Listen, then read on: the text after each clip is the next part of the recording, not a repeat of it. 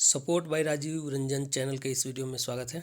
आज का वीडियो भारतीय अर्थव्यवस्था के काफ़ी महत्वपूर्ण टॉपिक बेरोजगारी पर आधारित है। इसमें बेरोजगारी से संबंधित 20 मौलिक प्रश्नों पर प्रकाश डाला गया है जो यूपीएससी, स्टेट बीसीएस और अन्य प्रतियोगी परीक्षाओं के लिए उपयोगी है।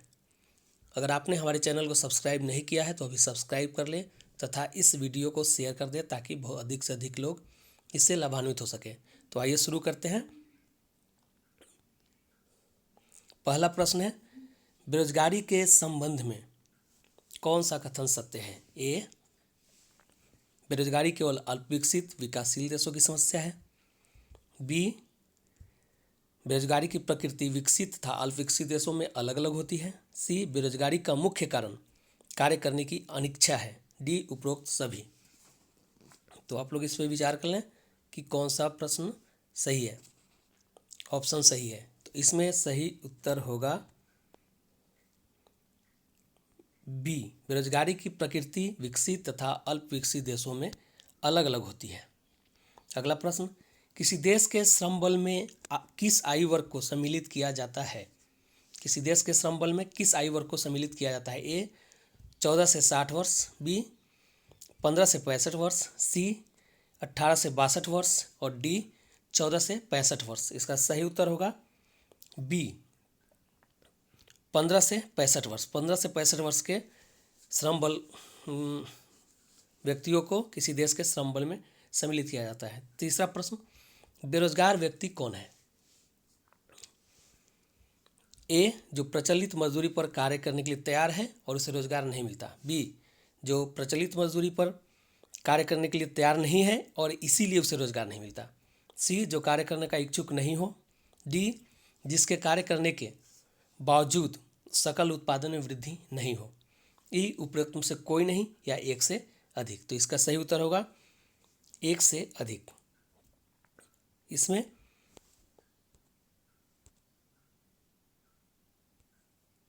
जो प्रचलित मजदूरी पर कार्य करने के लिए तैयार है और उससे रोजगार नहीं मिलता वह भी बेरोजगार है, और जिनके काम करने के बावजूद सकल उत्पादन में वृद्धि नहीं हो वो भी बेरोजगार की श्रेणी में ही आते हैं, जिसे प्रच्छन्न बेरोजगारी कहते हैं।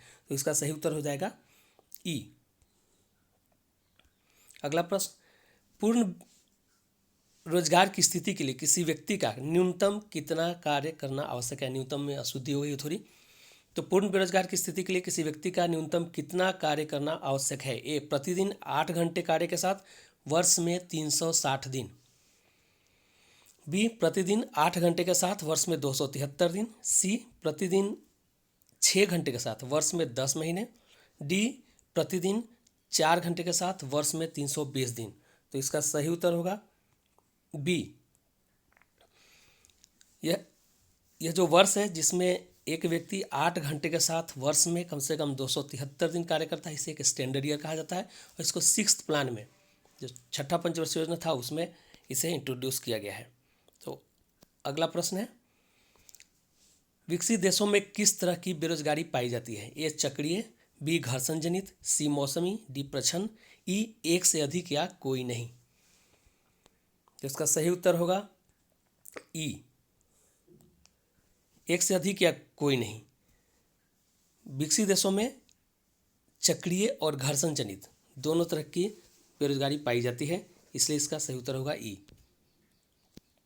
अगला प्रश्न, विकासशील और अल्प विकसित देशों में किस तरह की बेरोजगारी पाई जाती है? ए, चक्रीय। बी, घर्षण जनित। सी, संरचनात्मक। डी, प्रच्छन्न। ई, एक से अधिक या कोई नहीं। तो इसका भी सही उत्तर होगा ई, एक से अधिक या कोई नहीं। विकसित देशों में, विकासशील और अल्प विकसित देशों में संरचनात्मक और प्रच्छन्न बेरोजगारी मुख्य रूप से पाई जाती है। अगला प्रश्न, चक्रीय बेरोजगारी का मुख्य कारण क्या है? चक्रीय बेरोजगारी का मुख्य कारण क्या है? ए, समग्र मांग में कमी। बी, निष्क्रिय उत्पादन क्षमता। सी, मांग के अनुरूप शिक्षा का न होना। डी, कम औद्योगिक विकास दर। ई, एक से अधिक या कोई नहीं। तो इसका सही उत्तर होगा ई, एक से अधिक या कोई नहीं। इसमें एक से अधिक होगा ए, समग्र मांग में कमी और निष्क्रिय उत्पादन क्षमता, ये दोनों कारण होते हैं चक्रीय बेरोजगारी के, जो समय के साथ फिर से रोजगार में परिवर्तित हो जाते हैं। अगला प्रश्न है, कौन सी बेरोजगारी पूर्ण रोजगार की स्थिति में भी बनी रह सकती है? कौन सी बेरोजगारी पूर्ण रोजगार की स्थिति में भी बनी रह सकती है? ए चक्रीय बेरोजगारी, बी घर्षण जनित बेरोजगारी, सी शिक्षित बेरोजगारी, डी प्रच्छन्न बेरोजगारी। तो इसका सही उत्तर होगा बी घर्षण जनित बेरोजगारी। घर्षण जनित बेरोजगारी वह है जिसमें जब एक व्यक्ति एक काम को छोड़ के, एक रोजगार को छोड़ के दूसरे रोजगार की तरफ पलायन करता है या अपना रोजगार बदलता है, तो वह बीच की अवधि जिसमें वह बेरोजगार रह जाता है उसे घर्षण जनित बेरोजगारी कहते हैं। और इस तरह की बेरोजगारी पूर्ण रोजगार की स्थिति में भी बनी रह सकती है। अगला प्रश्न, शिक्षित बेरोजगारी का मुख्य कारण क्या है? ए रोजगार के अवसरों में धीमी वृद्धि, बी दोषपूर्ण शिक्षा प्रणाली, सी शिक्षा का व्यावसायिक पहलू कमजोर होना, डी उपरोक्त सभी। तो इसका सही उत्तर होगा डी उपरोक्त सभी। ये तीनों कारण, रोजगार के अवसरों में धीमी वृद्धि, दोषपूर्ण शिक्षा प्रणाली, शिक्षा का व्यावसायिक पहलू कमजोर होना, ये सारे शिक्षित बेरोजगारी के मुख्य कारण हैं। अगला प्रश्न, मौसमी बेरोजगारी किस क्षेत्र में पाई जाती है?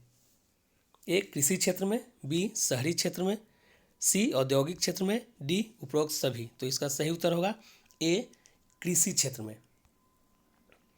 मौसमी बेरोजगारी मुख्य रूप से कृषि क्षेत्र की समस्या है, क्योंकि कृषि क्षेत्र में कुछ वर्ष के कुछ महीनों में ही रोजगार के अवसर होते हैं, बाकी समय खाली होता है।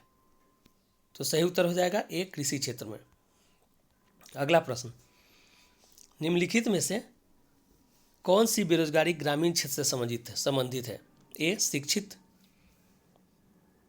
बी मौसमी, सी प्रच्छन्न, डी औद्योगिक, ई एक से अधिक या कोई नहीं। तो इसका सही उत्तर होगा ई एक से अधिक या कोई नहीं। तो इसमें एक से अधिक विकल्प ग्रामीण बेरोजगारी ग्रामीण क्षेत्र से संबंधित बेरोजगारी से संबंधित है, जिसमें मुख्य रूप से है मौसमी और प्रच्छन्न। मौसमी और प्रच्छन्न बेरोजगारी मुख्य रूप से ग्रामीण क्षेत्र की समस्या है। तो अगला प्रश्न, जब रोजगार में लगे व्यक्ति की सीमांत उत्पादकता शून्य हो तो किस प्रकार का बेरोजगार माना जाएगा? ए चक्रीय, बी मौसमी, सी प्रच्छन्न, डी घर्षण जनित। तो इसका सही उत्तर होगा सी प्रच्छन्न। अगर रोजगार में लगे व्यक्ति से उत्पादन पे कोई फर्क नहीं पड़ता है तो उसे प्रच्छन्न बेरोजगार माना जाएगा। अगला प्रश्न, भारत में बेरोजगारी से संबंधित आंकड़े एकत्रित करने वाली संस्था कौन सी है? ए वित्त मंत्रालय, बी श्रम मंत्रालय, सी राष्ट्रीय सांख्यिकी संगठन, डी राष्ट्रीय नमूना सर्वेक्षण संगठन। इसका सही उत्तर होगा डी राष्ट्रीय नमूना सर्वेक्षण संगठन। अगला प्रश्न,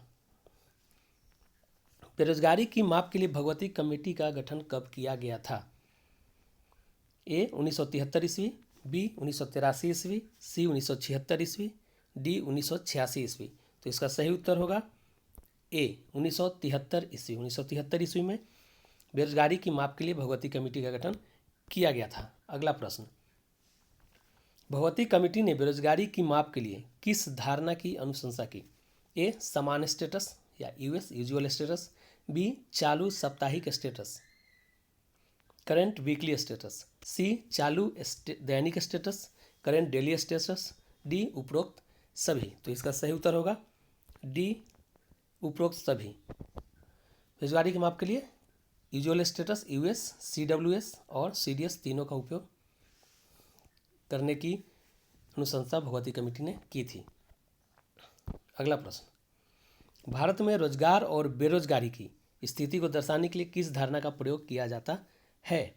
ए समान स्टेटस यूएस, बी चालू साप्ताहिक स्टेटस सीडब्ल्यूएस, सी चालू दैनिक स्टेटस सीडीएस और डी उपरोक्त में से कोई नहीं। तो इसका सही उत्तर होगा सी चालू दैनिक स्टेटस सीडीएस। अगला प्रश्न, मौसमी बेरोजगारी की प्रकृति क्या है? ए अस्थाई, बी अस्थाई, सी परिवर्तनशील, डी उपरोक्त में से कोई नहीं। तो इसका सही उत्तर होगा ए अस्थाई। मौसमी बेरोजगारी की प्रकृति अस्थाई है। अगला प्रश्न, किस पंचवर्षीय योजना में पहली बार रोजगार को विकास के लक्ष्य के रूप में रखा गया है? ए पहली पंचवर्षीय योजना, बी तीसरी पंचवर्षीय योजना, सी चौथी पंचवर्षीय योजना और डी पांचवी पंचवर्षीय योजना। तो इसका सही उत्तर होगा डी पांचवी पंचवर्षीय योजना। पांचवी पंचवर्षीय योजना में पहली बार रोजगार को विकास के लक्ष्य के रूप में चिन्हित किया गया था। अगला प्रश्न, किस योजना के माध्यम से रोजगार प्राप्ति को एक कानूनी अधिकार का दर्जा दिया गया? ए IRDP, बी NREP, सी मनरेगा, डी ट्राइसम। तो इसका सही उत्तर होगा सी मनरेगा। मनरेगा के माध्यम से पहली बार रोजगार प्राप्ति को एक कानूनी अधिकार का दर्जा दिया गया। अगला प्रश्न, भारत में बढ़ती हुई बेरोजगारी का प्रमुख कारण क्या है? ए विनिर्माण क्षेत्र में कम रोजगार सृजन, बी कृषि क्षेत्र का कम विकास दर, सी कुशल कार्यबल का कमी, डी कृषि क्षेत्र पर जनसंख्या का अत्यधिक दबाव, या ई उपरोक्त में से कोई नहीं या एक से अधिक। तो इसका सही उत्तर होगा ई उपरोक्त में से कोई नहीं या एक से अधिक। इसमें ऊपर के चारों विकल्प बेरोजगारी के प्रमुख कारण है भारत में।